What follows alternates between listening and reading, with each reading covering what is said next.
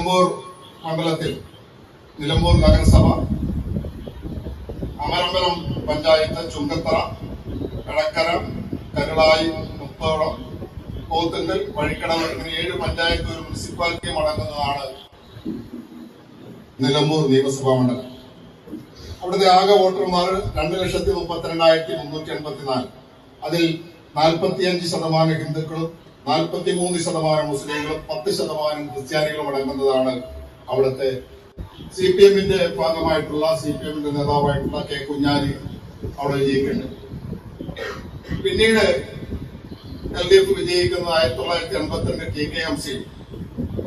1980 ഇടതുപക്ഷ ജനാധിപത്യ മുന്നണിയുടെ കൂടെ മാണി കേരള കോൺഗ്രസും ആന്റണി കോൺഗ്രസും ചേർന്ന കാലഘട്ടത്തിൽ 1980 അവിടെ ഇടതുപക്ഷ ജനാധിപത്യ മുന്നണി വിജയിക്കും. അതിനുശേഷം കഴിഞ്ഞ 9 വർഷക്കാലമായി ഇടതുപക്ഷ ജനാധിപത്യ മുന്നണിയുടെ വിജയവും അക്ബർ അവിടെ MLA ആയി തീരുകയുണ്ടായിരുന്നു. അപ്പൊ അതിനിടയിൽ തന്നെ 7 നിയമസഭാ തെരഞ്ഞെടുപ്പുകൾ UDF-ന്റെ പക്ഷത്തു നിന്ന് ആര്യാട മുഹമ്മദാണ് അവിടെ വിജയിച്ചു വന്നത്.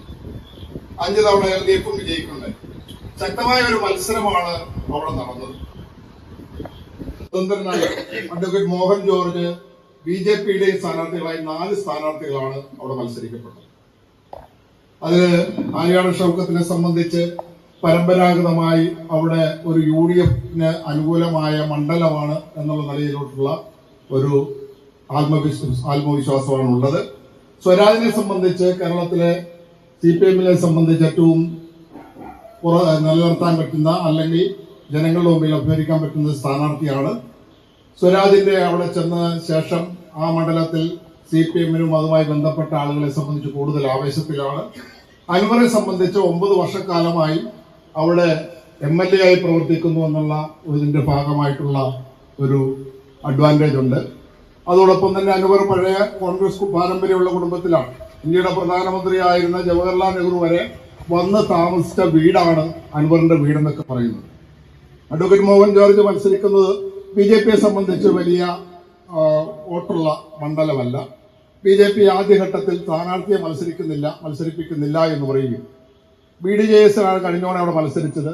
അങ്ങനെ മത്സരിക്കുന്നില്ല എന്ന് പറയുകയും എന്നാൽ രണ്ടാമത് സ്ഥാനാർത്ഥിയെ മത്സരിക്കുകയും കേരള കോൺഗ്രസ് ജോസഫ് ഗ്രൂപ്പിലെ ഒരു ആളെ കൊണ്ടുവന്ന് മത്സര സ്ഥാനത്ത് കൊണ്ടുവരികയും ചെയ്തു. ആ തെരഞ്ഞെടുപ്പിൽ അവസാനമായി ഉയർന്നു വന്നിരിക്കുന്ന ഒരു പ്രധാനപ്പെട്ട വിഷയം ജമാഅത്തെ ഇസ്ലാമിയെ കോൺഗ്രസ് UDF അതിന്റെ കൂടെ കൂട്ടിയെന്ന് മാത്രമല്ല അവരുടെ നയങ്ങളെല്ലാം മാറി എന്നുള്ള സർട്ടിഫിക്കറ്റും എല്ലാം KPCC പ്രസിഡന്റ് കൊടുക്കുകയും മതപരമായി നടക്കുന്ന ഒരു ചർച്ചകൾ കൂടി അല്ലെങ്കിൽ അത്തരത്തിലുള്ള ചർച്ചകൾ കൂടി അവിടെ നടക്കുന്ന സ്ഥിതി ഉണ്ടായിട്ടുണ്ട്. അതിന്റെ അടിസ്ഥാനത്തിൽ വലിയ വാശിയേറിയ മത്സരത്തിലോട്ട് നിലമ്പൂർ മാറുകയും കേരളമാകെ അതേ സംബന്ധിച്ച് ചർച്ച ചെയ്യപ്പെടുകയും ചെയ്യുന്ന സാഹചര്യം ഉണ്ടായി. അപ്പൊ അതിന്റെ അടിസ്ഥാനത്തിൽ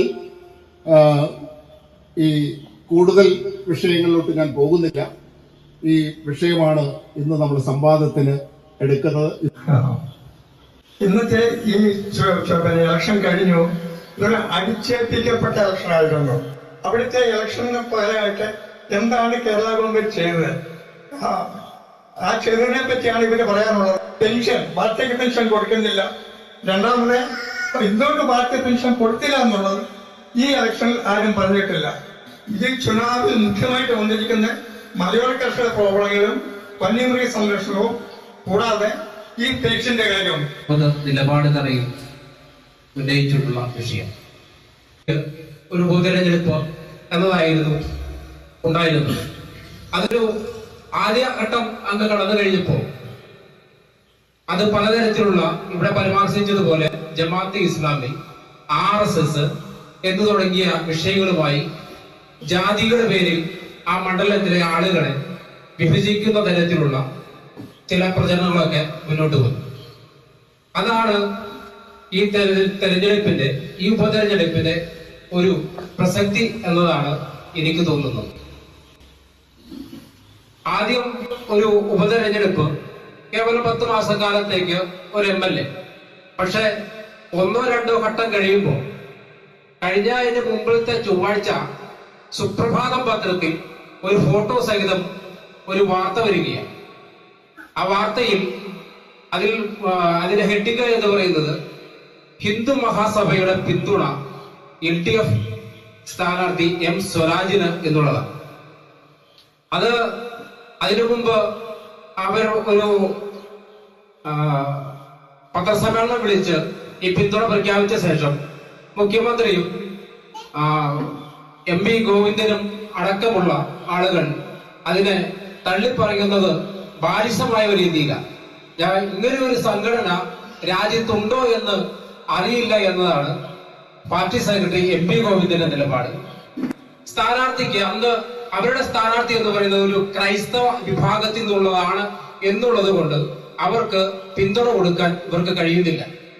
അതെന്തുകൊണ്ടാണ് എന്ന് നോക്കുമ്പോഴാണ് നമ്മൾ കുറച്ച് നാളുകൾക്ക് മുമ്പ് പാലക്കാട് നഗരസഭയിലേക്ക് നോക്കുമ്പോൾ അവിടെ ശ്മശാനത്തിൽ പോലും നായരും ഈഴവരും അല്ലെങ്കിൽ ദളിതരും ഒന്നിച്ചു കിടക്കണ്ട എന്ന ഒരു തിട്ടൂരം ഇറക്കിക്കൊണ്ട് ഒരു 20 സെന്റ് സ്ഥലം സവർണന് 20 സെന്റ് സ്ഥലം ശ്മശാനത്തിൽ പോലും മാറ്റിവെക്കുന്ന ഒരു വാർത്ത നമ്മൾ കണ്ടു.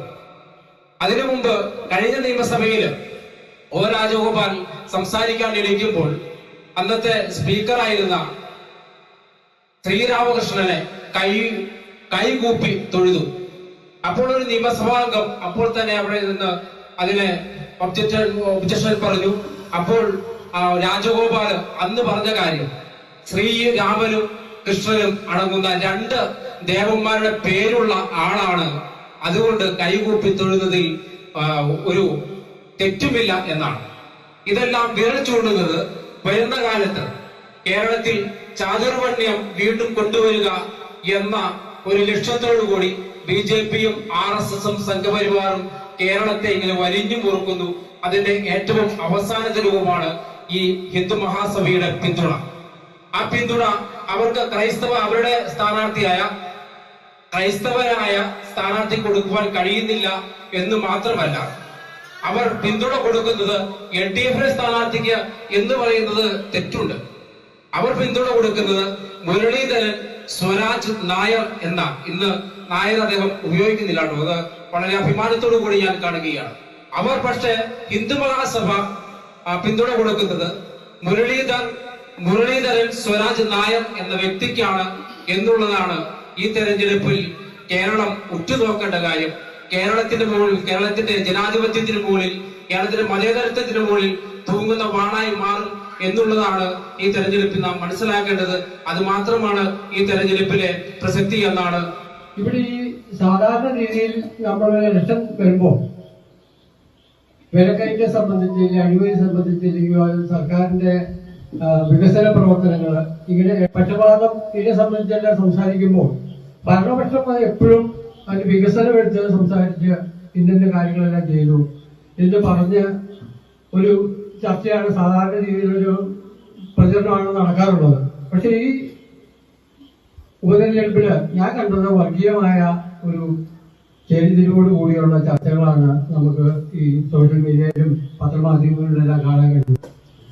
പെൻഷൻ സംബന്ധിച്ച് പറഞ്ഞ കൈക്കൂലിയാണെന്ന് പറഞ്ഞു. ഈ കൈക്കൂലിയാണെന്ന് പറയുമ്പോൾ പ്രതിപക്ഷത്തിനെ അതിനെ ആക്രമിക്കുകയും അതിനെ എല്ലാം ചെയ്തുകൊണ്ട് ഭരണപക്ഷം മുന്നോട്ട് വന്നു. അതിന് ശരിയായി ക്രോഡീകരിച്ച് സംസാരിക്കാനായിട്ട് പ്രതിപക്ഷത്ത് പാടില്ല. ഇത് പറയാൻ കാര്യം എന്ന് വെച്ചാൽ 2-3 കുടിശ്ശിക കിടക്കും. ഇലക്ഷൻ വരുന്ന സമയത്ത് എല്ലാം കൂടെ ഒന്നിച്ചു കൊടുക്കും. അതാണ് അവര് ഇത് കൈക്കൂലിയാണ് എന്ന് പറയാൻ കാരണം. ഇത് എല്ലാ മാസവും കൊടുക്കുവാണെങ്കിൽ പിന്നെ കുഴപ്പമില്ലല്ലോ. ഈ ഇലക്ഷൻ വരുന്ന സമയത്ത് മാത്രം ഈ കുടിശ്ശിക എല്ലാം കൂടി ഒന്നിച്ച് കൊടുത്തു കഴിയുമ്പോൾ ഒരു ആശ്വാസമായി എന്തെല്ലാം പെൻഷൻ കിട്ടി. അപ്പൊ വോട്ട് ലക്ഷ്യമാണ് അതിന് പ്രധാനമായിട്ടുള്ള കാരണം. നമ്മളെ സംബന്ധിച്ച് ഇപ്പം ഒരു സാധാരണക്കാരന് ജീവിക്കാൻ പറ്റാത്ത രീതിയിലുള്ള വിലക്കയറ്റമാണ്. ഇതെല്ലാം പറയാനോ ചോദിക്കാനോ പ്രതിപക്ഷവും ഇല്ല, ഭരണപക്ഷവും ഇല്ല. ഒത്തുകഴിഞ്ഞാൽ ഒരു കേരളമായിട്ട് മാറി. നമ്മൾ സാധാരണക്കാരൻ ജീവിക്കാൻ പറ്റില്ലാത്ത ഒരു സ്ഥിതിയിലേക്ക് നമ്മൾ മാറി. 1000 രൂപയ്ക്ക് ഇപ്പൊ ജോലി ചെയ്താല് അത് വീട്ടിൽ സാധനങ്ങൾ അത്യാവശ്യം മേടിച്ച് ഒരു 1/2 ലിറ്റർ എണ്ണ മേടിക്കണമെങ്കിൽ 450 മില്യേ കിട്ടുള്ളൂ. 195 രൂപയ്ക്കാണ് ഞാൻ ഇന്നലെ മേടിച്ചത്. അത് 4-5 പേര് ഉള്ള ഒരു വീട്ടില് 2-3 ദിവസം കാണുള്ളൂ. തലേത്തേക്കാളും മറ്റു കറികൾക്കും എല്ലാം വേണ്ടി ഉപയോഗിച്ച് കഴിഞ്ഞാൽ 3 ദിവസം കഴിയുമ്പോഴത്തേക്ക് വീണ്ടും മേടിക്കുന്ന അവസ്ഥയാണ്. ഈ അവസ്ഥയിലേക്ക് നാളികേരം മേടിക്കണമെങ്കിൽ 90 രൂപ ആയ 1 കിലോയ്ക്ക് നമ്മളെങ്ങനെ ജീവിച്ചു പോകും? അതുപോലെ തന്നെ ഭക്ഷ്യസാധനങ്ങൾക്കെല്ലാം വിലക്കയറ്റമായി. അരി 60 രൂപ 65 രൂപയാണ്. നമ്മൾ എങ്ങനെ ജീവിക്കുമെന്നുള്ള ഒരു ചർച്ച പോലും ഈ ഉപതെരഞ്ഞെടുപ്പിൽ ഉണ്ടായതായിട്ട് ഞാൻ കണ്ടില്ല. ഇവിടെ നമ്മുടെ ഈ സംവാദത്തിന്റെ വിഷയം തന്നെ നിലമ്പൂർ ഉപതെരഞ്ഞെടുപ്പിന്റെ പ്രസക്തി എന്നുള്ളതാണ്. ഇതിനൊരു പ്രസക്തി ഇല്ലാത്ത തെരഞ്ഞെടുപ്പാണ് എന്ന് നേതാവ് സംസ്ഥാന അധ്യക്ഷൻ പറഞ്ഞതിന്റെ ഭാഗമായിട്ട് അവരും ആളെ നിർത്താത്തതിന്റെ ഇല്ല. വീണ്ടും BJPയുടെ ഒരു സ്ഥാനാർത്ഥിയെ നിർത്തണം എന്നതിന്റെ തീരുമാനത്തില് കേരള കോൺഗ്രസ് നേതാവായിരുന്ന നമ്മുടെ മോഹൻ ജോർജിനെ അവിടെ BJPയുടെ സ്ഥാനാർത്ഥിയായിട്ട് നിർത്തി നല്ല പ്രചാരണങ്ങൾ നമ്മുടെ കേന്ദ്രമന്ത്രി ഉൾപ്പെടെയുള്ള നേതാക്കന്മാർ വന്ന് അവിടെ പ്രചാരണങ്ങൾ നടത്തി നല്ല രീതിയിൽ ഒരു വോട്ടിംഗ് ശതമാനം അദ്ദേഹം വർദ്ധിപ്പിക്കും എന്നുള്ള വിശ്വാസത്തോടു കൂടി തന്നെ ഞാൻ പറയട്ടെ. ഓരോ മണ്ഡലങ്ങളിലും തെരഞ്ഞെടുപ്പ് നടക്കുന്ന കാലഘട്ടത്തിലാണ് ആ മണ്ഡലങ്ങളിലെ ഏറ്റവും കൂടുതൽ പോരായ്മകളും എല്ലാം നമ്മൾ അറിയുന്നത്.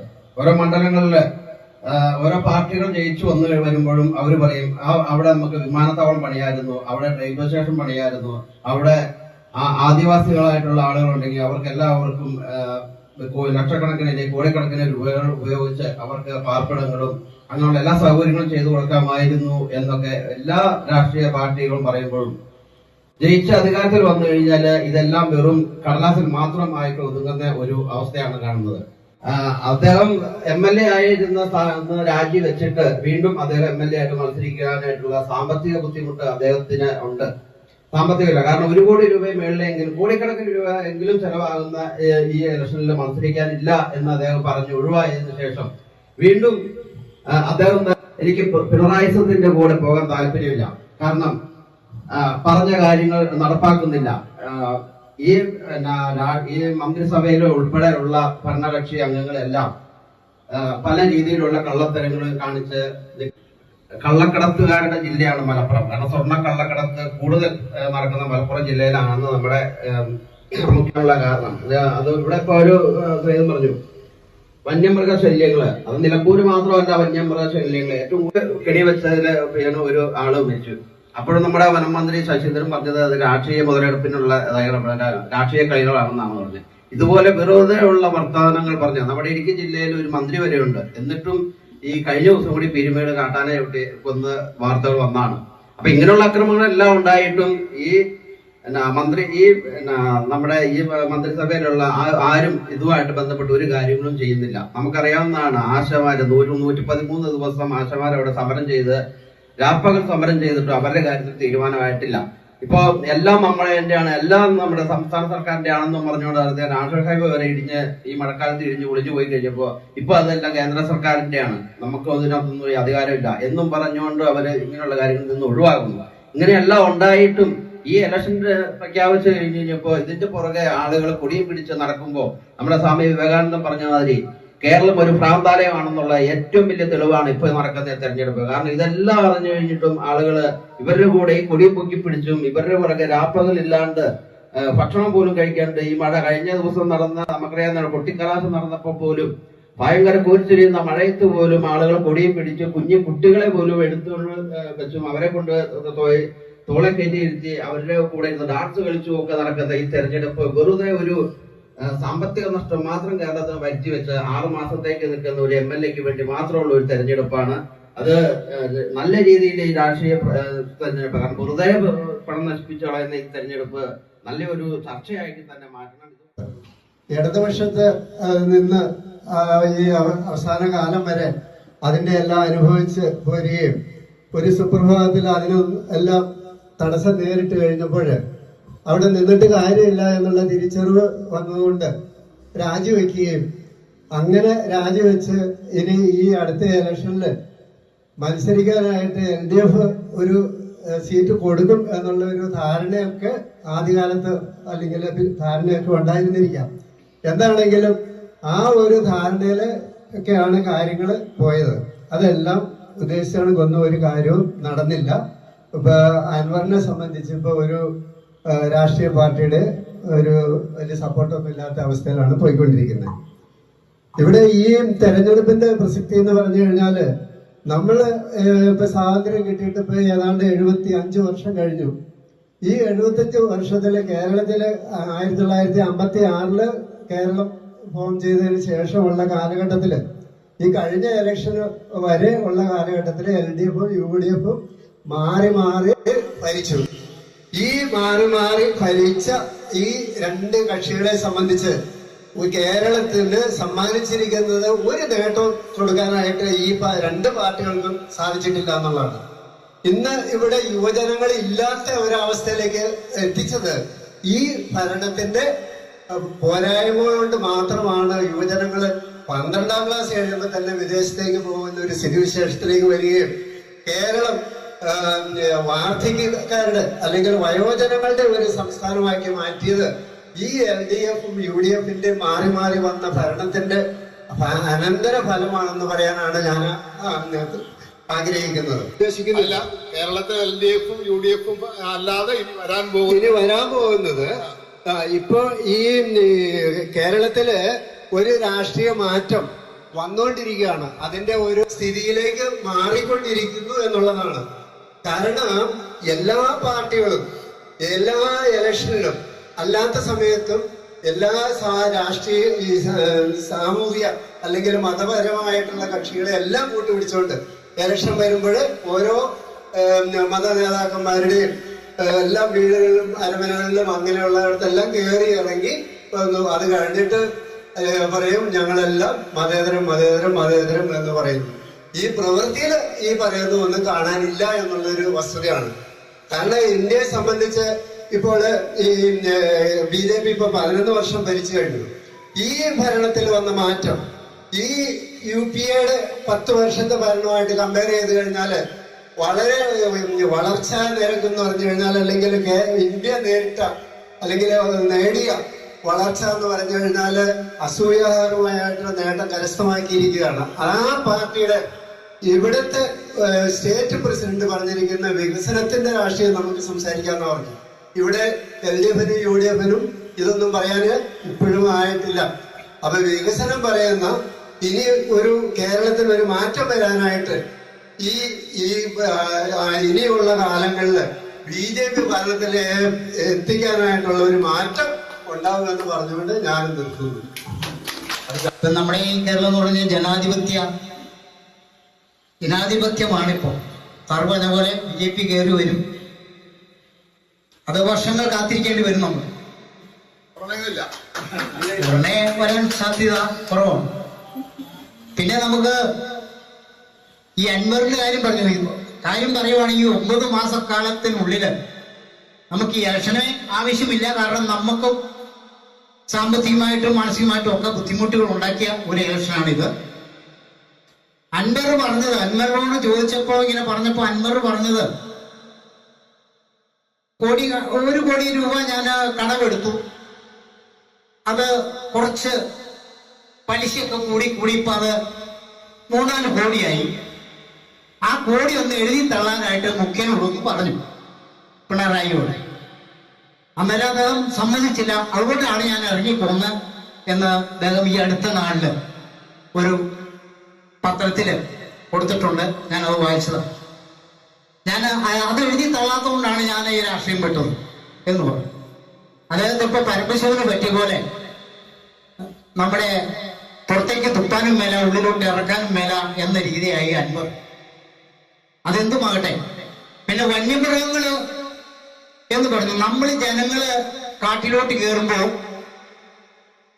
ഈ വന്യമൃഗങ്ങൾക്ക് ജീവിക്കണ്ടേ? നമ്മളുള്ളതെല്ലാം വെട്ടിപ്പിടിച്ചുകൊണ്ട് വന്യമൃഗങ്ങൾക്ക് ജീവിക്കാൻ പണമുള്ളൂ. ഈ നമ്മൾ തന്നെ ഈ വെട്ടിപ്പിടുത്തവരെ വനം വെട്ടിപ്പിടിക്കാതെ വനങ്ങൾ സംരക്ഷിക്കുകയാണെങ്കിൽ കുറെയൊക്കെ ഇന്നും ഇപ്പൊ കാട്ടാല ഇന്ന് ഒരാളെ ചവിട്ടിക്കൊന്നിട്ടുണ്ട്. വന്യമൃഗങ്ങളെ വെടിവെച്ചു കൊല്ലാനുള്ള അധികാരം പണ്ട് ഇന്ദിരാഗാന്ധിയുടെ ഭരണകാലത്ത് കേന്ദ്ര ഗവൺമെന്റ് നിശ്ചയിച്ചിട്ടാണ് വന്യമൃഗങ്ങളെ കൊല്ലാൻ സാധിക്കുക പാടില്ല. നമ്മുടെ കേരള ഗവൺമെന്റിനെ കുറ്റം പറഞ്ഞിട്ട് കാര്യമില്ല. അതുപോലെ തന്നെ നമ്മുടെ ഇലക്ഷൻ എന്റെ അഭിപ്രായത്തിൽ പറയുകയാണെങ്കിൽ ഇടതുപക്ഷം വലിയ ഭൂരിപക്ഷമൊന്നുമില്ലെങ്കിലും നമുക്ക് ഇടതുപക്ഷം ഇതോട്ട് കയറി വരും എന്ന ഒരഭിപ്രായമാണ് എനിക്കുള്ളത്. പിന്നെ ആശാവർക്കർമാരുടെ കാര്യമൊക്കെ പറഞ്ഞു. ആശാവർക്കര് ശരിയായ ആശാവർക്കരൊക്കെ വർക്ക് ചെയ്യുന്നുണ്ട്, അവർക്ക് പൈസ കിട്ടുന്നുണ്ട്. അവര് സമരപ്പന്തലേക്ക് ചോദിച്ചു, അവിടെ മുൻനിരയിലിരുന്ന ഈ ആശാവർക്കർമാരുടെ നേതാക്കളോട്, നിങ്ങൾ ആശാവർക്കറാണോ? ഞാൻ ആശാവർക്കറല്ല. നിങ്ങൾ ആശാവർക്കറാണോ? ഞങ്ങൾ ആശാവർക്കറല്ല. ഒറിജിനൽ ആശാവർക്കറല്ല. അവരെ സമർപ്പി 1000 രൂപ എന്നുള്ളത് നമ്മുടെ ഗവൺമെന്റ് 7,000 രൂപ വരെ ആക്കിയിട്ടുണ്ട്. അതുപോലെ തന്നെ കേന്ദ്രത്തിൽ നിന്ന് കൊടുക്കാനുള്ളത് അത് കൊടുത്തിട്ടില്ല. ഇവർ കേന്ദ്രത്തിനോട് സമരം ചെയ്യേണ്ടടുത്ത് കേരള ഗവൺമെന്റിനോട് സമരം ചെയ്യുകയാണ് ആശാവർക്കർ. അതുപോലെ പെൻഷൻ വോട്ടിന് വേണ്ടിയിട്ടാണ് ഈ പെൻഷൻ ഒന്നിച്ച് കൂട്ടി കൊടുക്കുന്നത് എന്നിവിടെ പറയുന്നുണ്ട്. എന്നാൽ അത് ശരിയല്ല. കാരണം നമ്മുടെ അത്യാവശ്യം 1-2 കുടിശ്ശികയൊക്കെ വന്നിട്ടുണ്ടെങ്കിലും ഇപ്പൊ ഈ ഇലക്ഷന് മുമ്പല്ല, ഇപ്പൊ നമ്മള് 2 മാസത്തെ ഈ പെൻഷൻ കുടിശ്ശിക കൊടുക്കാൻ പോകുന്നു. അത് ഇലക്ഷൻ മുമ്പ് വേണേ കൊടുക്കാമായിരുന്നു. അത് വോട്ട് പിടിക്കാൻ വേണ്ടിയിട്ടല്ല. അത് നമ്മുടെ ഗവൺമെന്റ് കൊടുത്തുകൊണ്ടിരിക്കുന്നതോ. എല്ലാവരും ഞാനും പെൻഷൻ മേടിക്കുന്നതാണ്. എനിക്ക് മുടങ്ങാതെ പെൻഷൻ കിട്ടുന്നുണ്ട്. ആ പറയുന്നതിന് കാര്യമില്ല. നമ്മുടെ നേതാക്കന്മാര് പറഞ്ഞു പെൻഷൻ കൈക്കൂലിയാണ്. എന്ത് കൈക്കൂലി? അമ്മമാരൊക്കെ വളരെ സന്തോഷത്തോടെ ഈ 1600 രൂപ കിട്ടുമ്പോൾ അവർക്ക് വളരെ സന്തോഷമാണ്. അപ്പൊ എനിക്ക് പറയാനുള്ളത്, വീണ്ടും ഈ ഇടതുപക്ഷം അധികാരത്തിൽ വരട്ടെ. 30 വർഷങ്ങളായി കേരളം ഭരിച്ചുകൊണ്ടിരിക്കുന്ന LDF ഗവൺമെന്റിന്റെ അഭൂതപൂർവമായിട്ടുള്ള വികസന നേട്ടങ്ങൾ ഈ സംസ്ഥാനത്തൊട്ടാകെയുള്ള ജനങ്ങളെ പോലെ തന്നെ നിലമ്പൂർ നിയോജക മണ്ഡലത്തിലെ എല്ലാ വോട്ടർമാരും ചർച്ച ചെയ്തിട്ടുണ്ട്. അതായത് ആ മണ്ഡലത്തിനകത്ത് മാത്രം ഏതാണ്ട് 1500 കോടി രൂപയുടെ വികസന പ്രവർത്തനങ്ങളാണ് LDF ഗവൺമെന്റ് അവിടെ നടത്തിയിട്ടുള്ളത്. അവിടെ LDF സ്ഥാനാർത്ഥിയായി M സ്വരാജ് 23-ാം തീയതി വിജയിച്ചു വരിക എന്നുള്ളത് മാത്രമല്ല, ഇടതുപക്ഷ ഗവൺമെന്റിന്റെ 3ാമത്തെ ടേം, ആ ടേമിനുള്ള ചവിട്ടുപടി കൂടിയാണ് ഈ തെരഞ്ഞെടുപ്പ് എന്നാണ് ഞാൻ കാണുന്നത്. മുമ്പ് 2011 മുതൽ 2016 വരെയുള്ള കാലഘട്ടങ്ങളിൽ ഈ നാട്ടിനകത്ത് സ്കൂളിൽ പഠിക്കുന്ന കുട്ടിക്ക് പാഠപുസ്തകം പോലും ലഭിക്കാതിരുന്ന ഒരു സാഹചര്യം ഉണ്ടായിരുന്നു.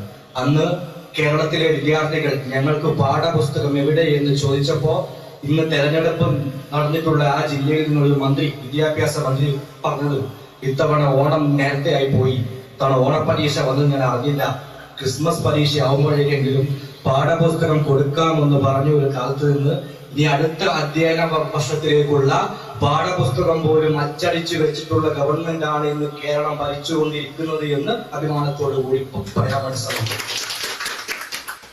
ഇവിടെ പെൻഷന്റെ കാര്യം പറഞ്ഞപ്പോ 2 മാസത്തെ കുടിശ്ശികയുള്ളത് കൈക്കൂലിയാണ് എന്ന് പറഞ്ഞത് രാജ്യത്തിലെ ഏറ്റവും കൂടുതൽ കാലം ഇന്ത്യ ഭരിച്ചിട്ടുള്ള ഒരു പാർട്ടിയുടെ സംഘടനാ ചുമതലയുള്ള ഒരു ജനറൽ സെക്രട്ടറിയാണ്. ആ ജനറൽ സെക്രട്ടറിയെ പറ്റി പറയുമ്പോൾ കഴിഞ്ഞ കാലത്ത് അയാൾ രാജ്യസഭാ അംഗമായിരുന്നു, അയാൾ ഒരു രാജ്യസഭാ MP ആയിരുന്നു. ഇന്ന് അയാൾ ആലപ്പുഴയിലുള്ള LDF-കാരനെ പരാജയപ്പെടുത്താൻ വേണ്ടി രാജ്യസഭാ അംഗത്വം രാജിവെച്ചുകൊണ്ട് ഇവിടെ ആലപ്പുഴയിൽ വന്ന് മത്സരിച്ച് LDF-നെ പരാജയപ്പെടുത്തി രാജ്യസഭയിലെ തന്റെ സീറ്റ് ഒരു BJP-കാരൻ കൊടുത്തു. അപ്പോ RSS-നെയും BJP-യും എല്ലാം എതിർക്കുന്ന ആ പാർട്ടിയാണ് യഥാർത്ഥത്തിൽ ഇന്ത്യയിൽ ആളുകൾക്ക് BJP-യിലേക്ക് കടന്നു പോകുവാൻ വേണ്ടിയിട്ടുള്ള റിക്രൂട്ട്മെന്റ് ഏജൻസി എന്ന് ഞാൻ കാണുന്നു. ഈ ഗവൺമെന്റ് ഇവിടുത്തെ ആളുകൾക്ക് കൊടുക്കുന്ന പെൻഷൻ സർക്കാർ അത് കടമെടുത്തുകൊണ്ടാണ് കൊടുക്കുന്നത്. പിന്നെ ദേശീയ ഹൈവേ പറ്റി പറഞ്ഞു. National highway of authority of India എന്ന അതിന്റെ പേര്, ഹൈവേ അതോറിറ്റി ഓഫ് കേരള എന്നല്ല. അതായത് ഈ സംസ്ഥാനത്തിനകത്ത് 10-15 വർഷങ്ങൾക്ക് മുമ്പ് ദേശീയപാത വികസനത്തിന് വേണ്ടി ഭൂമി ഏറ്റെടുക്കാൻ വേണ്ടി കേന്ദ്ര ഗവൺമെന്റിന്റെ ആളുകൾ വന്നപ്പോ ഇവിടുത്തെ കോൺഗ്രസ് ഗവൺമെന്റ് അന്ന് പറഞ്ഞത് ഞങ്ങൾക്ക് ഇപ്പൊ ഇതിന്റെ ആവശ്യമില്ല എന്നാണ്. ഇന്ന് കേരളത്തിന്റെ മുഖ്യമന്ത്രിയും കേരളത്തിന്റെ പൊതുമരാമത്ത് മന്ത്രി ഉൾപ്പെടെയുള്ള ആളുകൾ ഞങ്ങൾ സ്ഥലം തരാം, ഞങ്ങൾ അങ്ങോട്ട് പൈസ തരാമെന്ന് പറഞ്ഞ് കേന്ദ്ര ഗവൺമെന്റിന് അങ്ങോട്ട് കാശ് കൊടുത്ത് ദേശീയപാത വികസനം നടത്തുന്ന കാഴ്ച കാണണമെങ്കിൽ അങ്കമാലി തൊട്ട് കണ്ണൂർ വരെ ഒരു KSRTC ബസിന്റെ ജനലിനടുത്തൊരു സീറ്റിലിരുന്ന് യാത്ര ചെയ്താൽ മതി. വെറും 350 രൂപയാണ് ടിക്കറ്റ് ചാർജ് വരിക. അപ്പൊ കേരളത്തിനകത്ത് വികസനമില്ല എന്ന് പറയുമ്പോൾ സർക്കാർ സ്കൂളുകളിൽ അന്താരാഷ്ട്ര നിലവാരമുള്ള സ്മാർട്ട് ക്ലാസ് റൂം ഉൾപ്പെടെയുള്ള ക്ലാസ് മുഖമുദ്രകളാക്കി മാറ്റി. ഈ സംസ്ഥാനത്തിലെ പൊതുവിദ്യാഭ്യാസ രംഗത്തെ ലോകശ്രദ്ധ ആകർഷിക്കുന്ന രീതിയിലേക്ക് മാറ്റിയിട്ടുള്ള ഗവൺമെന്റാണിത്. സംസ്ഥാനത്തെ ആരോഗ്യ സംവിധാനത്തെ എല്ലാ താലൂക്ക് ആശുപത്രികളും ഉൾപ്പെടെ അന്തർദേശീയ നിലവാരത്തിലുള്ള ആശുപത്രികളാക്കി മാറ്റിയിട്ടുള്ള ഒരു ഗവൺമെന്റാണിത്. നവകേരളം എന്ന് പറയുന്ന കാഴ്ചപ്പാട് ഏതാണ്ട് 50 വർഷങ്ങൾ ഉള്ളിൽ ഈ സംസ്ഥാനം സിംഗപ്പൂരിനെ പോലും വെല്ലുവിളിക്കുന്ന രീതിയിലേക്കുള്ള ഒരു നാടായി കേരളത്തെ മാറ്റും എന്ന് ഇച്ഛാശക്തിയോടുകൂടി ആർജവത്തോടുകൂടി ഞങ്ങൾ ഈ ദൗത്യം ഏറ്റെടുക്കുകയാണ് എന്ന് പറഞ്ഞിട്ടുള്ള ഒരു ഗവൺമെന്റാണ്. ആ ഗവൺമെന്റ് കഴിഞ്ഞ 9 വർഷങ്ങളായി ഈ സംസ്ഥാനത്തിന് വേണ്ടി ചെയ്തുകൊണ്ടിരിക്കുന്ന, എനിക്കും നിങ്ങൾക്കും വേണ്ടി എല്ലാം ചെയ്തുകൊണ്ടിരിക്കുന്ന വലിയ രീതിയിലുള്ള വികസന പ്രവർത്തനങ്ങളെ പറ്റി നിലമ്പൂരിലെ ജനങ്ങൾ ചർച്ചയാക്കിയിട്ടുണ്ട്. ആ നിലമ്പൂരിലെ ജനങ്ങൾ ആ ചർച്ചയാക്കിയിട്ടുള്ള വികസന പ്രവർത്തനങ്ങൾ കൃത്യമായത് വോട്ടുകളായി മാറും. കേരളത്തിലെ വിദ്യാർത്ഥികൾ, കേരളത്തിലെ യുവാക്കളായിട്ടുള്ള ആളുകളെല്ലാം തന്നെ LDF വേണ്ടി വോട്ട് ചെയ്യും. നിങ്ങളെല്ലാവരും വിചാരിക്കുന്നതിനേക്കാൾ വലിയ ഭൂരിപക്ഷത്തിൽ കേരളത്തിന്റെ നിയമസഭയിലേക്ക് ഈ മാസം 24-ാം തീയതി ശ്രീമാൻ എം സുരാജ് കടന്നു വരികയും ചെയ്യും. വർഗീയതയെ കൂട്ടുപിടിക്കാൻ വേണ്ടി KPCC അധ്യക്ഷനും ബഹുമാനായിട്ടുള്ള പ്രതിപക്ഷ നേതാവും ഉൾപ്പെടെയുള്ള ആളുകൾ SDPIയും ജമാഅത്തെ ഇസ്ലാമിയെയും ഉൾപ്പെടെ കൂട്ടുപിടിക്കാൻ വേണ്ടി എന്താണ് ഞങ്ങളുടെ പ്രത്യയശാസ്ത്രം എന്ന് പോലും മറന്നു പോകുന്ന രീതിയിലേക്ക് അവിടെ എത്തിയിട്ടുള്ളത്. ജമാഅത്തെ ഇസ്ലാമിയുടെ മുഖപത്രം പോലും ആര്യാടൻ ഷൗക്കത്തിനെ പിന്തുണയ്ക്കുന്ന രീതിയിലേക്കുള്ള വാർത്തകൾ അവിടെ പ്രചരിപ്പിച്ചിട്ടുണ്ടല്ലോ. ശരിക്കും പറഞ്ഞാൽ കൊടപ്പനക്കുന്ന് എന്ന് പറയുന്ന ആ തറവാടുമായി വർഷങ്ങളായി അകൽച്ചയിലുള്ളയാളാണ് ആര്യാടൻ ഷൗക്കത്ത്. ആര്യാടൻ ഷൗക്കത്ത് ഒരു മുസ്ലിം അല്ല എന്ന് പോലും പ്രഖ്യാപിച്ചിട്ടുള്ള ആളുകളാണ് ആ നാട്ടിലെ ആളുകൾ. 2003 നമുക്കെല്ലാം അറിയാവുന്ന മീര ജാസ്മിൻ എന്ന് പറയുന്ന നടിക്ക് മികച്ച നടിക്കുള്ള സംസ്ഥാന അവാർഡ് കിട്ടിയ സിനിമ പാഠം ഒന്നൊരു വിലാപങ്ങൾക്കപ്പുറം എന്നൊക്കെ മുസ്ലിം സമുദായങ്ങളിൽ ഉണ്ടായിക്കൊണ്ടിരിക്കുന്ന പല ജീർണതകളെയും ചൂണ്ടിക്കാട്ടിയിട്ടുള്ള ഒരു സിനിമയുടെ ഒരണിയറ പ്രവർത്തകൻ കൂടിയാണ് ആര്യാടൻ ഷൗക്കത്ത്. അപ്പോ വർഷങ്ങളായി ഈ കൊടപ്പനക്കുന്നും ഒക്കെ ആയിട്ടുള്ള അദ്ദേഹത്തിന്റെ എതിർപ്പ്, അത് കേരളത്തിൽ CPM കഴിഞ്ഞാൽ ഏറ്റവും വലിയ കേഡർ സിസ്റ്റം ഉള്ള പാർട്ടിയാണ് മുസ്ലിം ലീഗെങ്കിലും ഇതെല്ലാം മറന്ന് വലിയ രീതിയിലുള്ള വർഗീയതയെ വോട്ട് കച്ചവടമാക്കി മാറ്റാൻ കാരണം ഏതാണ്ട് 10 വർഷത്തോളമായി അധികാരത്തിന്റെ അപ്പകഷ്ണം കിട്ടാതെ അവിടെ ഉറങ്ങിക്കിടക്കുന്ന മുസ്ലിം ലീഗിന് എങ്ങനെയെങ്കിലും അധികാരത്തിലേക്ക് തിരിച്ചു വന്നേ പറ്റൂ എന്നുള്ള ഒരാഗ്രഹം കൊണ്ട് മാത്രമാണ്. അവിടെ PV അൻവർ വിജയിക്കില്ല എന്ന് മാത്രമല്ല ആര്യാടൻ ഷൗക്കത്തും അവിടെ വിജയിക്കില്ല. അവിടെ LDF ഗവൺമെന്റ് ഈ കഴിഞ്ഞ കാലങ്ങളിൽ ഏറ്റെടുത്തിട്ടുള്ള എല്ലാ വികസന പ്രവർത്തനങ്ങളും അവിടെ വോട്ടായി മാറും. ഈ നാടിന്റെ ആവേശോജ്വലമായിട്ടുള്ള മതനിരപേക്ഷ പൈതൃകത്തെ, ജനാധിപത്യ സംവിധാനത്തെ സംരക്ഷിക്കാൻ വേണ്ടി കൂടിയുള്ള ഒരു തെരഞ്ഞെടുപ്പാണിത്. ജനാധിപത്യവും എല്ലാം വിജയിക്കും എന്ന് മാത്രമുള്ളതാണ് എന്റെ പ്രതീക്ഷ. ഒരു MLA രാജിവെച്ചു. ആ MLA ഈ ഇലക്ഷന് നിൽക്കുന്നില്ല എന്ന് പറഞ്ഞിട്ട് പിന്നെ എന്തുകൊണ്ടാണ് ആ ഇലക്ഷന് പിന്നെ നിൽക്കുന്നത്? ശരിക്കും പറഞ്ഞാല് ഈ അധികാരവും ഈ സ്ഥാനങ്ങളും ഇതിന്റെ ഇതെല്ലാം ഒരു മത്ത് പിടിപ്പിക്കുന്ന ഒരു രീതിയിലാണ് ഇവർ സഞ്ചരിക്കുന്നത്. ഇവർക്ക് ഇതില്ലാതെ പറ്റില്ല. അപ്പൊ ഓരോ കാര്യങ്ങൾ കിട്ടാതെ വരുമ്പോൾ കിട്ടുന്ന ആളുടെ അടുത്ത് അല്ലെ കിട്ടുന്നവർക്ക് സഞ്ചരിക്കുക. അപ്പൊ ജനങ്ങള് ഈ വോട്ട് ചെയ്യുന്ന ജനങ്ങൾക്ക് ഒരു ബാധ്യതയും ഒരു സംഭാവന ചെയ്യാതെ അവരുടെ നേട്ടങ്ങൾക്ക് വേണ്ടി മാത്രം സഞ്ചരിച്ചു പോകുന്ന നേതാക്കന്മാരാണ് ഇവിടെയുള്ളത്. അത് എല്ലാ പാർട്ടികളിലും അത് തന്നെയാണ്. ഇതിന്റെയൊക്കെ പഴയ കാലത്തെ ചരിത്രങ്ങള് ആ രീതിയിലാണോ ഇപ്പോഴത്തെ നേതാക്കന്മാർ സഞ്ചരിക്കുന്നത്? അല്ല, അതവർക്ക് പറയാനും പോലും അർഹതയില്ലാത്ത രീതിയിലാണ് ഇവർ സഞ്ചരിക്കുന്നത്. അപ്പം ഈ പഴയ കുറെ നല്ല ആളുകളുടെ ആദർശം വെച്ച് അവരെ മുതലെടുത്തുകൊണ്ട് കുറെ ജനങ്ങളെ കരുതിയാക്കിക്കൊണ്ട് മുമ്പോട്ട് പോവുക. അവരുടെ സമ്പത്തും അവരുടെ അധികാരത്തിനും വേണ്ടി മാത്രം നിലകൊള്ളുന്നു. നമ്മൾ ഒരേ കാര്യങ്ങൾ ചർച്ച ചെയ്യുമ്പോഴും നമ്മൾ അത് നിഷ്പക്ഷമായിട്ട് വീക്ഷിച്ചു കഴിഞ്ഞാൽ മാത്രമാണ് അതിന്റെ ആ സത്യാവസ്ഥ നമുക്ക് കണ്ടുപിടിക്കാൻ പറ്റുള്ളൂ. അൻവർ അദ്ദേഹം അറിയാം MLA ആയിട്ടിരുന്നു. MLA സ്ഥാനം രാജിവെച്ചു. കേരളത്തിന്റെ കോടിക്കണക്കിന് രൂപ ഖജനാവിൽ നിന്നും ഇപ്പൊ നശിപ്പിക്കുന്ന ഒരു സാഹചര്യം. അത് തീർച്ചയായിട്ടും ജനങ്ങളെ തിരിച്ചറിയും. അദ്ദേഹം 3ാം സ്ഥാനത്തേക്ക് പോകും എന്നതിൽ യാതൊരു സംശയവുമില്ല. എന്താണെങ്കിലും LDF സ്ഥാനാർത്ഥി ഇവിടുത്തെ ഗവൺമെന്റിന്റെ നിലനിൽപ്പ് അടുത്ത ഭരണത്തിലുള്ള ചവിട്ടുപൊടിയായി സ്വരാജ് അവിടെ ജയിക്കും എന്നതിൽ യാതൊരു സംശയവും വേണ്ട. വോട്ട് കുറവാണെങ്കിലും സ്വരാജ് അവിടെ അധികാരത്തിൽ വരും. അൻവർ തീർച്ചയായിട്ടും അവിടെ 3ാം സ്ഥാനത്ത് പോകും എന്നതിൽ യാതൊരു മാറ്റവുമില്ല. അദ്ദേഹം തീർച്ചയായിട്ടും ഇവിടെ സ്വർണ്ണക്കടത്തുമായി ബന്ധപ്പെട്ടുള്ള വിവാദങ്ങളുമായി ബന്ധപ്പെട്ട് മുഖ്യമന്ത്രിയെ ഒരു താഴെ, ഗവൺമെന്റിനെ താഴെ ഇറക്കും. അതുപോലെ തന്നെ ഒരു പോലീസ് ഉദ്യോഗസ്ഥനുമായി ബന്ധപ്പെട്ടുള്ള അഴിമതികളെല്ലാം ജനങ്ങളിലേക്ക് എത്തിക്കും എന്ന് പറഞ്ഞ് അതൊന്നും നടപടിയായില്ല. എന്താണെങ്കിലും 23-ാം നടക്കുന്ന തെരഞ്ഞെടുപ്പിൽ കേരളത്തെ ഭരിക്കുന്ന പാർട്ടിക്ക് അനുകൂലമായ ഒരു ജനവിധി ഉണ്ടാവുമെന്ന് യാതൊരു സംശയമില്ല. അഭിപ്രായമൊന്നുമില്ല. ഈ അനാവശ്യമായിട്ടുള്ള ഒരു തെരഞ്ഞെടുപ്പ് എല്ലാവരും തന്നെ സംസാരിച്ചു കഴിഞ്ഞു. എനിക്ക് പറയാനുള്ളത്, ഈ അൻവർ എന്ന വ്യക്തി ഒരു സ്ഥാനഭോഗിയായിരുന്നു എന്നാണ് എനിക്ക് പറയാനുള്ളത്. കാരണം അദ്ദേഹം ഒരു മന്ത്രിസ്ഥാനം മോഹിച്ചിരുന്നോ എന്നെനിക്ക് സംശയമുണ്ട്. അദ്ദേഹം 9 വർഷക്കാലമായിട്ട് അദ്ദേഹം LDFന്റെ കൂടെ MLA ആയിരുന്നു.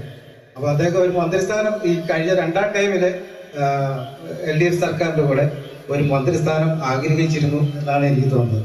അത് കിട്ടാതെ വന്നതിന്റെ ഒരു കെറുവാണ് അദ്ദേഹം സർക്കാരുമായിട്ടുള്ള ഒരു നിലപാടെടുത്തതും അതുപോലെ രാജിവെച്ചതും. UDF ചേരാനുള്ള ഒരു അടുത്ത ടൈമിലെ UDF ഭരണം വന്നാൽ അത് അവിടെ ഒരു മന്ത്രിസ്ഥാനം കിട്ടുമല്ലോ എന്ന് കരുതിയായിരുന്നു അദ്ദേഹം UDF ചേർക്കാൻ ശ്രമിച്ചതൊക്കെ. അത് കിട്ടാതെ വന്നപ്പോഴാണ് അദ്ദേഹം മത്സരിക്കുന്നില്ല എന്നുള്ളൊരു നിലപാട് സ്വീകരിച്ചത്. ഈ രണ്ടിടത്തു നിന്നും മത്സരിക്കാൻ പറ്റാതെ തന്റെ MLA സ്ഥാനം പോയല്ലോ എന്ന് കരുതിയാണ് വീണ്ടും അവിടുത്തെ ജനങ്ങളാണ് തനിക്ക് സാമ്പത്തികം നൽകുന്നത് എന്നുള്ളൊരു രീതിയിൽ മത്സരിക്കുന്നത്. അദ്ദേഹം അവിടെ ജയിക്കാൻ പോകുന്നില്ല എന്നുള്ള കാര്യങ്ങളൊക്കെ ഇവിടെ സൂചിപ്പിച്ചു കഴിഞ്ഞു. അദ്ദേഹം ഇവിടെ ജയിക്കാൻ സാധ്യതയില്ല. എന്നൊരു ആത്മഹത്യ ചെയ്യാൻ പോയ ഒരാള് പുഴയിൽ ചാടാൻ പോയിച്ചെന്നും പുഴയിൽ വെള്ളം കലക്കലായതുകൊണ്ട് തിരിച്ചു പോരാനും പറ്റുന്നില്ല, നാണക്കേട്. അത്ര സാഹചര്യത്തിലാണ് അൻവർ എന്നാണ് എനിക്ക് പറയാനുള്ളത്. പിന്നെ ഈ അൻവർ ഈ രാജിവെക്കാനുള്ള പ്രധാന കാരണത്തില് ഒന്ന്, പുള്ളിക്കാരന്റെ അഴിമതി ഈ സർക്കാർ അനുവദിച്ചു കൊടുത്തില്ല. ഒരു കാര്യം പറയാം. ഒന്ന്, പുള്ളിക്കാരന്റെ അവിടെ ഒരു തടയണ പൊളിക്കാൻ കോടതി പറഞ്ഞു, അവിടുത്തെ അമ്യൂസ്മെന്റ് പാർക്ക് പൊളിക്കാൻ പറഞ്ഞു. അതിനേക്കാൾ ഉപരി പുള്ളിക്കാരൻ 2 ബാങ്കിൽ നിന്ന് 6 കോടി രൂപ എടുത്ത് ലോൺ എടുത്തിട്ടുണ്ടായിരുന്നു. അത് 20 കോടി രൂപയായി. ആ രൂപ എഴുതി തള്ളാൻ ആവശ്യപ്പെട്ടു, അത് അനുവദിച്ചില്ല. അതുപോലെ അവിടെ രാജ്യത്ത് പറഞ്ഞു, ഈ ഇലക്ഷൻ വരുമ്പം ഈ പെൻഷൻ കൊടുക്കുന്നത് വോട്ടർമാരെ സ്വാധീനിക്കാനാണ്. അങ്ങനെയാണ് എനിക്ക് കാര്യം ചോദിക്കാനുള്ളത്. 2016 പിണറായി അധികാരത്തിൽ കയറുമ്പോൾ 18 മാസം പെൻഷൻ കാശ് കുടിശ്ശികയായിരുന്നു. ആ പൈസ കൊണ്ട് ഏത് ഇലക്ഷൻ പ്രമാണിച്ചിട്ടാണെന്ന് ചിന്തിക്കുന്നില്ല. എന്റെ അച്ഛനും എന്റെ അമ്മയും 20,000 രൂപയ്ക്ക് മേളില് ഒരുമിച്ച് പൈസ മേടിച്ച എനിക്ക് കൃത്യമായിട്ട് അറിയാവുന്ന ആളാണ്. അതുപോലെ ഈ അൻവർ പറയുന്നുണ്ട്, എന്താ മണ്ഡലത്തിൽ ഒരു വികസനം നടന്നില്ല. അപ്പോഴും ഞാൻ പറയുന്നു, 1800 കോടി രൂപയുടെ പ്രവർത്തനം ഈ മണ്ഡലത്തിൽ നടന്നിട്ടുണ്ടെന്നുള്ളതാണ് സർക്കാരിന്റെ കണക്ക് പേപ്പറിൽ വന്നിട്ടുള്ളത്. ഞാൻ SUCക്കാരെ കിടക്കുന്നത് ആശങ്കയില്ല, കൂടുതൽ ആശമാര് 2-3 പേരേ ഉള്ളൂ. ബാക്കി മുഴുവൻ SUC പ്രവർത്തകരാണ്. അവർക്ക് പുറത്ത് നല്ല പൈസ കിട്ടുന്നുണ്ട്. അത് പറയാൻ കാരണം, എന്റെ ഭാര്യ രാശാവർക്കറാണ്. എന്റെ ഭാര്യയ്ക്ക് കിട്ടുന്ന പൈസ ഒരു സ്ത്രീക്ക് ഒരു ദിവസം പണിക്ക് പോയാൽ 900 കിട്ടിയാൽ മതിയാവുമല്ലോ.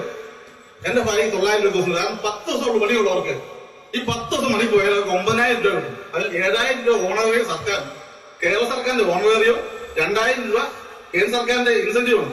ആ ഇൻസെന്റീവ് 100 കോടി രൂപ എപ്പോഴും കുറിച്ച് തരാൻ കൊടുക്കാണ് കേരള സർക്കാരിന്. എന്നിട്ടും കേരള സർക്കാർ ആ പൈസ കടമെടുത്തിട്ടാണെങ്കിൽ പോലും ഈ ആശാവർക്കർമാരുടെ പൈസ കൃത്യമായിട്ട് കൊടുത്തുകൊണ്ടിരിക്കുകയാണ്.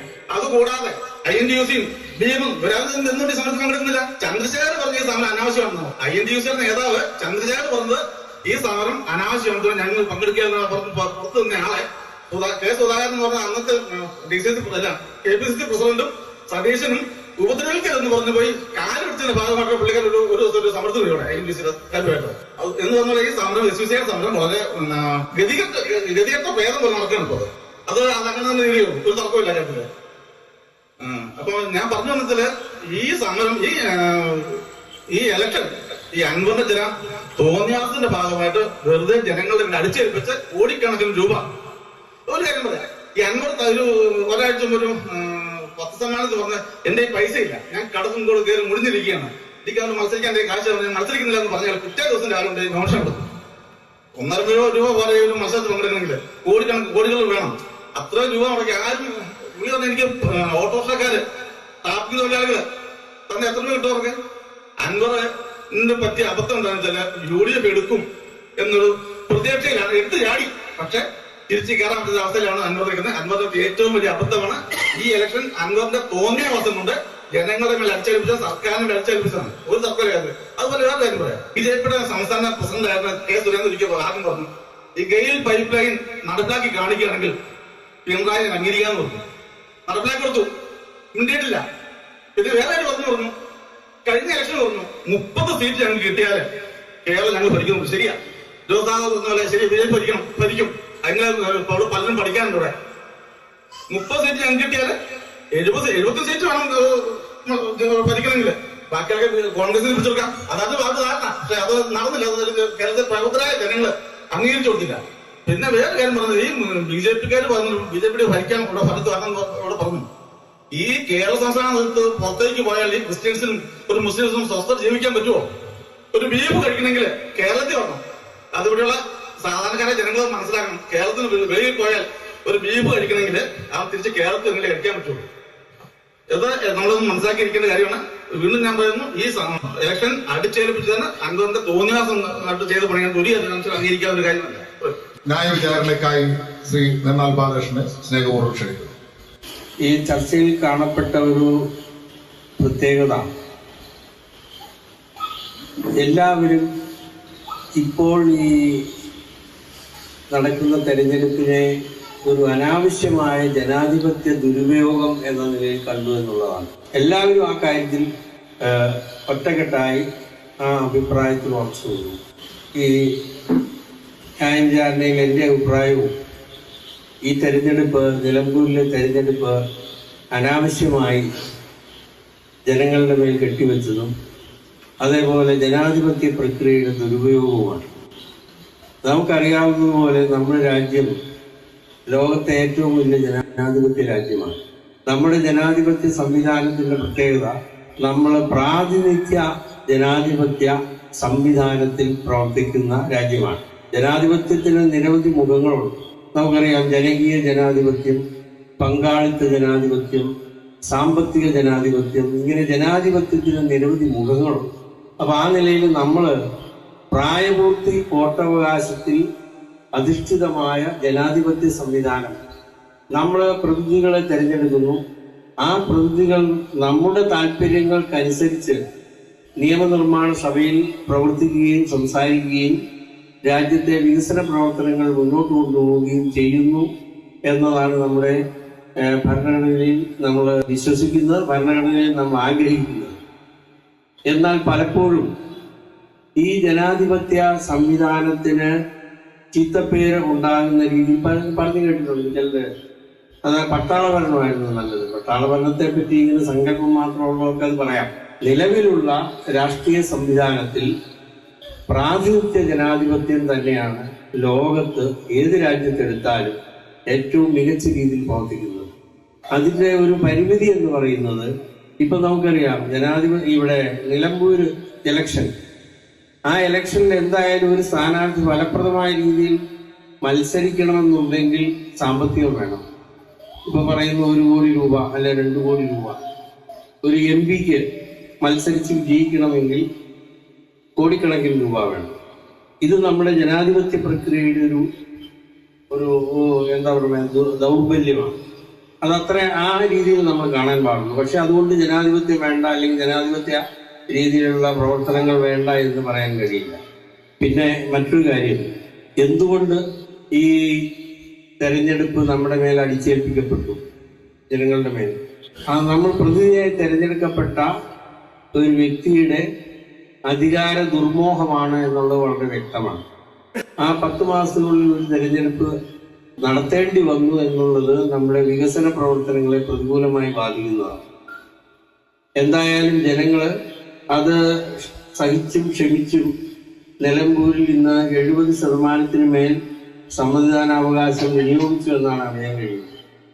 എന്തായാലും വളരെ വ്യത്യസ്തമായ അഭിപ്രായങ്ങൾ പ്രകടിപ്പിച്ചുകൊണ്ട് ആളുകളോട് സംസാരിച്ചു എന്ന് വിലയിരുത്തിക്കൊണ്ട് ഞാൻ അവസാനിക്കും.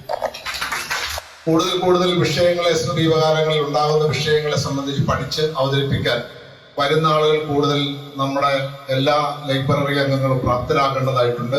കേരളത്തിലെ ഏറ്റവും മികച്ച ഗ്രന്ഥശാലകളിൽ വരുന്ന ഗ്രന്ഥശാല എന്ന നിലയ്ക്ക്, അതിന്റെ പ്രവർത്തകർ എന്ന നിലയ്ക്ക്, അല്ലെങ്കിൽ ഗ്രന്ഥശാല പ്രവർത്തകർ എന്ന നിലയ്ക്ക് കൂടുതൽ കാര്യങ്ങൾ പഠിക്കുക, ആഴത്തിൽ പഠിക്കുകയും അറിവ് നേടുക എന്ന ലക്ഷ്യമാണ് ഇതിലൂടെ നമ്മൾ വെക്കുന്നത്. വരുന്ന ആളുകൾ നിലപാടുകളെ കൂടുതൽ ആവേശകരമായ ചർച്ചയിലോട്ട് കൊണ്ടുപോകാൻ കഴിയട്ടെ എന്ന് മാത്രം ആശംസിക്കുന്നു.